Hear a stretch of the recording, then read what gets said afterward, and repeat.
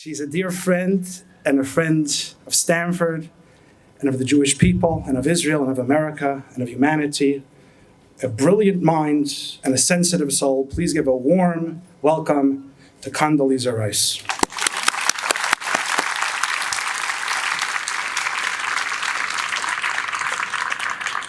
Thank you, Rabbi. And I remember that evening very, very well. And perhaps I will come back and take you up on that meal at some point.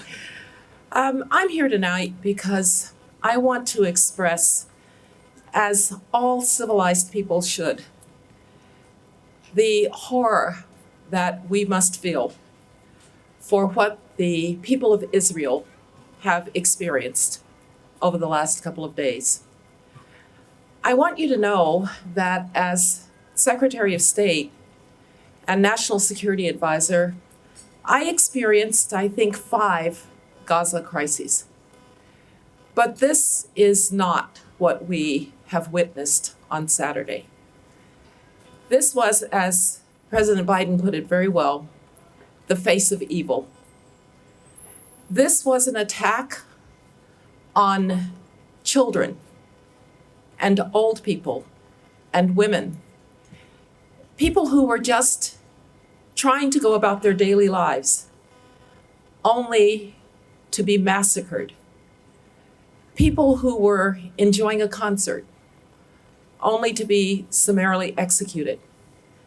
And people who were just trying to stay safe, who were rounded up, taken to Gaza by people who are nothing but terrorists. The worst of the worst. People for whom there should be no justification for any cause, but to know that this kind of act of horror and terror and barbarity cannot be tolerated in a civilized world. I was the National Security Advisor on September 11th, and I remember the shock and the horror that we felt on that day. That was an act of barbarity too. But this one was so up close and personal with the citizens of Israel. I can't even imagine what their families are going through and what the Jewish Democratic State of Israel is going through at this moment. I want to say too that as I watched in revulsion at what was going on, my thoughts turned back to a time when, under Prime Minister Ariel Sharon, Israel decided to leave the Gaza and to give a chance to peace. And what they got in return was terrorism and insecurity. This is not the moment to ask questions about how it happened. This is not the moment to ask questions about how it could have happened. This is a moment instead, in solidarity with the people of Israel, in sympathy and in mourning together with the families of those who are lost, in hopes and prayers for those who are held captive. This is a time for reflection and prayer and sympathy and continued support for the state of Israel.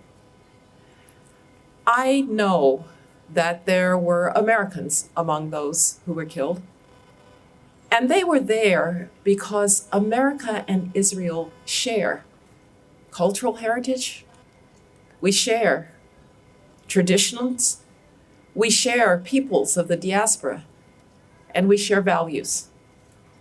And that's why, as I think it was very well said by one American today, this attack on Israel was also an attack on the United States of America. And that is why the United States of America stands with Israel and the people of Israel, hoping for the survival, hoping for the return of those who were captured, and mourning the lives of those who are lost. As we always say when something like this happens, never again. It has happened again. And that means that each and every one of us must stay dedicated and committed to the notion that whenever it happens, we will speak in the strongest possible voice that it is not acceptable under any circumstances for any cause to engage in this barbarity. Thank you very much for being here tonight, to remember, to reflect, to commit. Thank you very much for being here tonight to show that the Stanford community is in solidarity with the people of Israel. And thank you very much for allowing me to spend a few moments of personal reflection with you. I have been to Israel 24 times. And every time,